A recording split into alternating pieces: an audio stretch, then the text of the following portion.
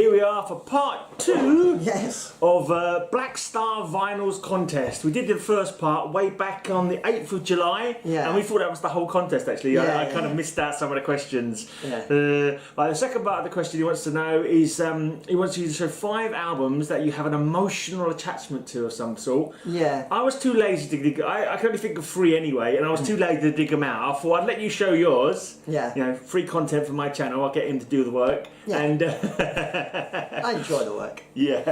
And I'll just mention mine as you know, as it comes along. So shall I start with one then? We'll get this out of the way. Shall I guess the emotion when you show it to me? Go on then, do it. So that's got to be the emotion of disgust for the fact that it's sick. Pantera, who are rubbish.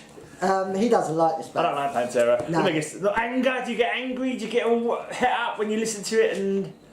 Or do you get emotional, start crying? Where's my Pantera gone? Where are they gone? No, what it is, I mean, the 5 albums I've gone for just like emotional, whether it be sad or just something that grabs your fucking soul, you know, they're the albums I've gone for. So what's the emotion of this one? Well, this was a... Does it make you...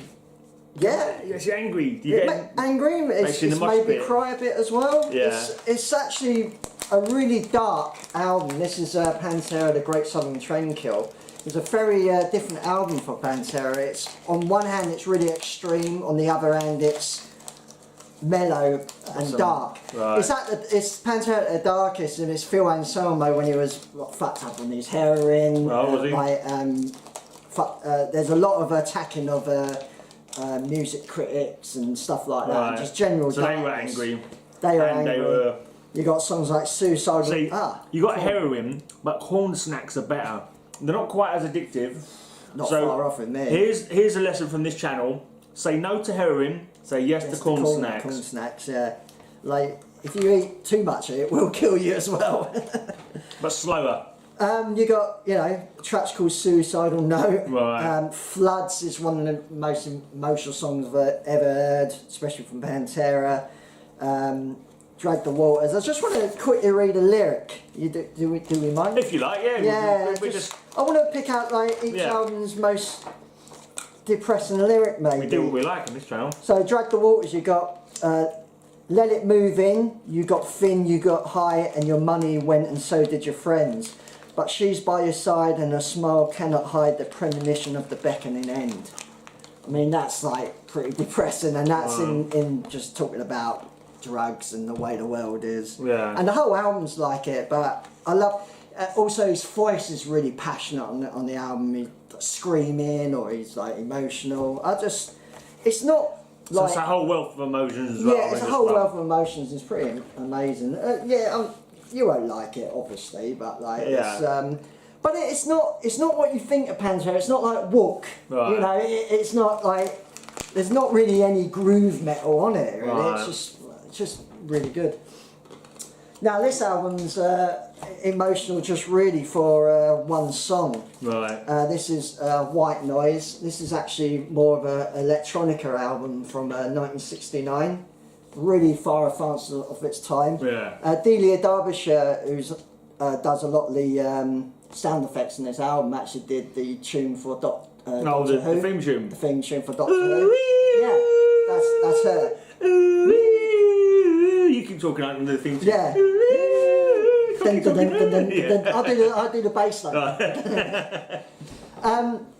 It's just really far advanced, this album. I mean, the first side's a bit iffy, to be honest, but when you get the second side, you got something called Devastation, which is an 11-minute long song, and it's just really, it's so spooky. It's fucking like spooky. So is the emotion fear then? Is the emotion fear? Pretty much. I mean, it's basically a story of a woman's lover who gets killed in a road accident and comes back as a ghost. Okay. That reminds me, because I was going to... one of the albums I couldn't bother to find was the Deceased album. There's a song on it, A Most Familiar Stranger, which is like a take on the old urban legend of like the ghost hitchhiker. Like he's riding along and there, sees a girl like out in the rain. He lets her in, takes her home, then he gives her his coat to make her warm up, whatever. And when he gets his coat, so he goes back to the house, and his mother takes him to the graveside where her daughter was buried, and the coat's lying on top of the grave. And every time I don't think because of the fact I remember that story as a kid.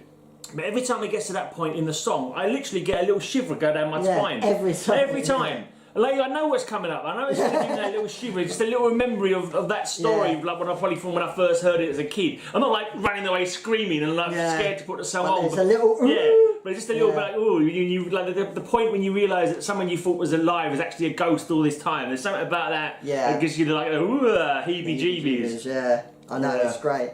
So I'll give you a lyric here. We got death is silent, painless. I didn't know what happened. I was suddenly standing above my body while you looked on, too much in shock for tears. I tried to speak but couldn't. I tried to talk to you but you wouldn't listen. And now we meet like guilty lovers in the dark. For such a hopeless moment, and even as we meet, I feel you slipping from me and I go back to my darkness. Oh, nice. So that's pretty dark lyrics. From so the visitation, he's basically a ghost, he's visiting. And the last 5 minutes of the song is basically her crying. Oh, nice. Like, I love it though, it's super good. And then you got Black Mass Electric Storm at the end, which is pretty awesome as well. So there's another, so there's another one. Got another one for us? That's some craziness. Yeah. I've got a couple, I'll say for one emotion of like happiness, I suppose. And it's because I've not gone for happiness. No, this is my first album. It's my first heavy metal album. Yeah. Number of the Beast, Iron Maiden. You know, how can you? I look at that and I think to myself, look how many fucking good times I've had through heavy metal, through going to gigs, through hanging out with mates, through getting pissed, whatever, through being in a band. It all stems from the fact that one day I found my brother's heavy metal, my brother's Iron Maiden Number of the Beast album. I was flicking through like now that's what they call music and reggae greatest hits and all that, and I come across the Number of the Beast. I was like, what the living hell is this? It's going to be shocking, isn't it? Seeing that cover. And it was like, well, I'm fucking right. I'm listening to this one. Yeah. And that was it. That's basically how I got into Maiden through the covers as well. Well, funny enough, I was going to pick Black Sabbath Live Evil for that reason because it's the first album. But I've talked a lot about Live Evil, so I thought I'd change up. Yeah, this album's just frigging emotional all the bloody time, all the way through. This is Big Country, The Crossing. And it's just, I don't know, they're called Big Country, a Scottish band. They sound very Scottish. The guitarist tries to make the guitar sound like bagpipes, almost. So they've got quite a Scottish vibe. And it is just songs about the big country, songs about hard work, lost chances, lost love, storms, getting lost in the mountains, you know, just like all that kind of stuff going on there. I just love the feel of it as well. It's very atmospheric as well. Yeah. So what's the emotion? Of sadness, longing, that kind of thing? It's hard to say, really. Yeah, a bit of sadness. It's just like the general kind of emotions you get. Without actually triggering. But also just the feeling of the music kind of just gets you emotional, like and the song melodies and the vocal melody styles and touch you in there, do they? It does, but here we go. Let's give you a little bit of lyric from Chance here. He came from the hero from the factory floor with the sun and moon as gifts. But the only son you ever saw were the two he left you with. Okay. You know, so it's basically this woman, like, you know... fucked her and left her? Well, basically meets this man, thinking he's going to be this great person, leaves him with 2 kids, and now all her chances are gone. That's basically what the song's about. That's quite... Yeah. Life can be fucking sad, man. Just the reality of fucking life. Lost youth and shit like that, and... Like you say, lost chances. Storm, you got a lyric like, and nobody smiled as we took back our own, while rain beat upon us, the thunder would moan, and nobody smiled when we knew what was lost. We knew well enough, only time proves the cost. Just really good lyrics like that, you know. Fantastic album. 1983. I've got a couple of ones that I can mention. Like of sort of feelings of sadness. Mainly from being dumped by women, to be honest. There was one of my earliest girlfriends. I remember doing a mixtape with this track "Lost" on it by Tank off of their, I think it was a self-titled album, Red and Black sort of just two colours, red and black on a triangle across the thing. Yeah. And there's this track called Lost, and I would be lost without you, that kind of bollocks. And so that's kind of like a slightly emotional. Who would have thought a Tankard song would be emotional in that way? Tank, not Tankard. Oh, Tank. Tank, yeah. Tankard. Not Tankard. Tank, yeah. Still. Yeah. Oh dear, Tankard. I mean, Tankard is quite emotional. When that alien steals his beers, man, that's so fucking emotional. I can't believe an alien would come and steal your beer. Yeah. That's just sad, man. Any song with Tankard where they've got no beer is quite sad. It's fucking Empty Tankard. Gets you right there. Oh, God. You have to bring out Empty Tankard. I fucking told you not to fucking mention Empty Tankard. Sorry, mate. Yeah, well, this album, it's U2. Okay. U2 Boy. This is the original cover, by the way. Island only cover. Worth a bit, maybe.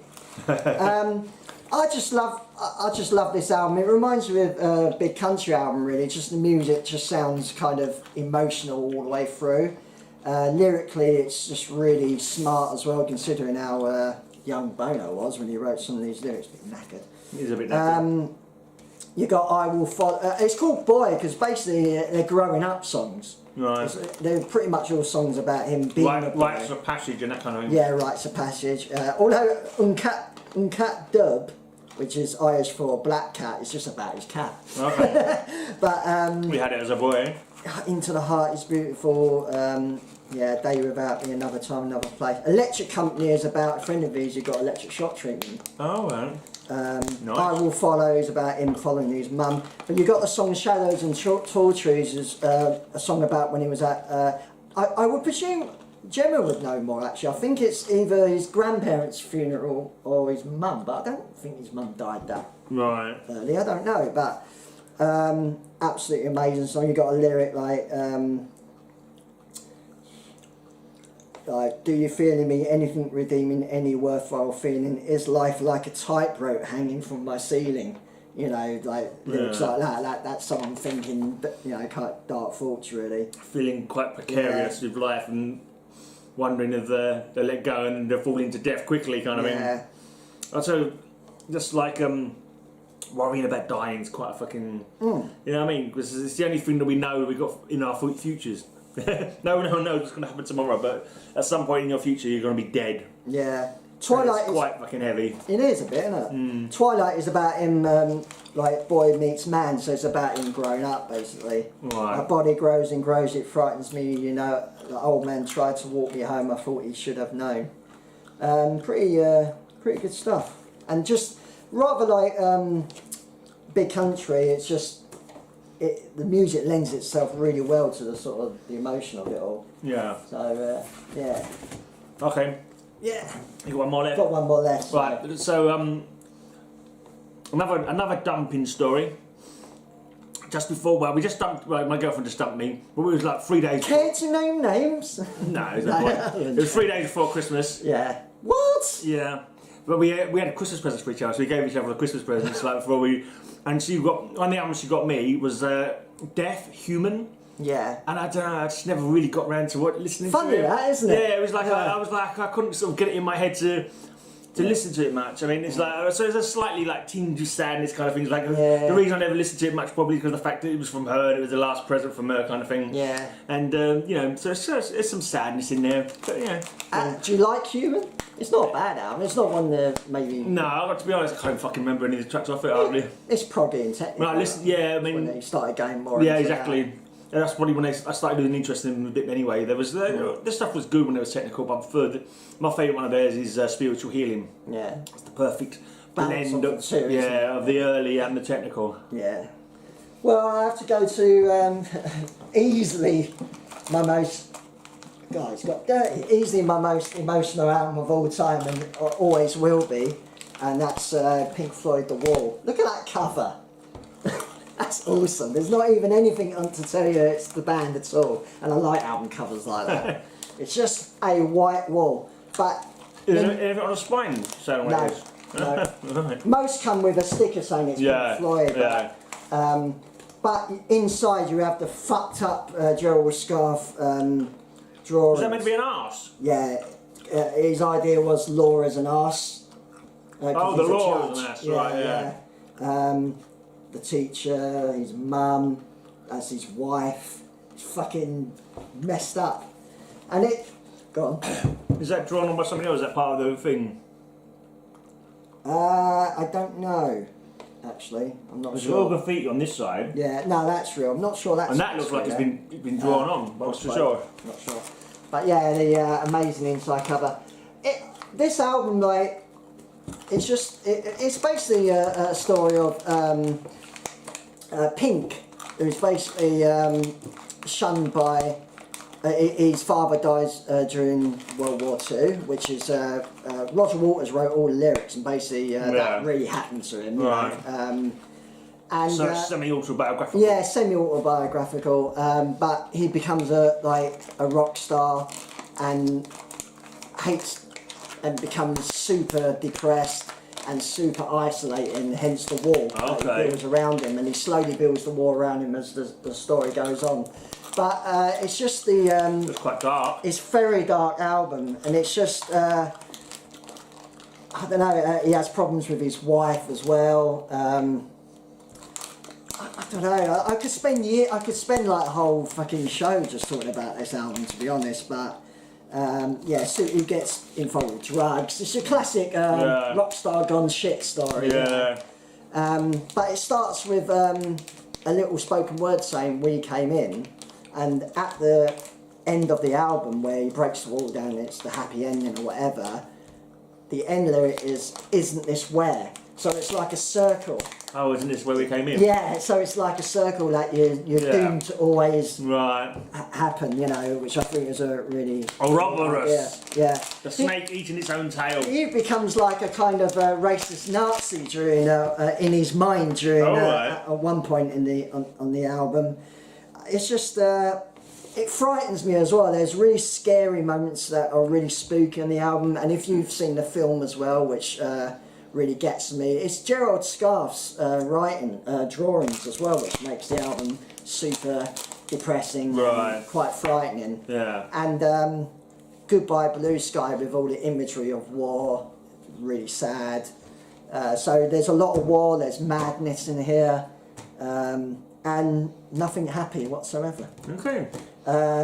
Good stuff. Yeah, but even now when I listen to it, I'm still a bit, ooh. It's just scaring me a bit. I don't like it. You know, the imagery of the worm, lots of, you know, the worms is pretty freaky. He's abused by his fucking teacher, you know, like most kids were, you know, at the time. It's mental. They could be right fuckers back in them days as well. Yeah. Anyway. There you go. So that's it. That's our 5 emotional albums, or Elric's 5 emotional albums. I think I mentioned 4 myself. I can't remember now. 3 up there, at least 4. I think. I might have mentioned 5. I don't know, but you've got fucking a few albums here. And then the last part, the quirky and crazy part of the contest.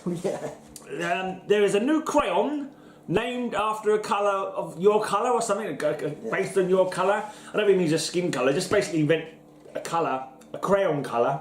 Yeah. So I'm going with Groovy Grey, because my name's Graham. I've always been called Grey all my life, which of course is a colour. And my little brother Stuart used to say Groovy Grey every day. He always say, and when my MySpace page, when I first made MySpace, I was down there as Groovy Grey.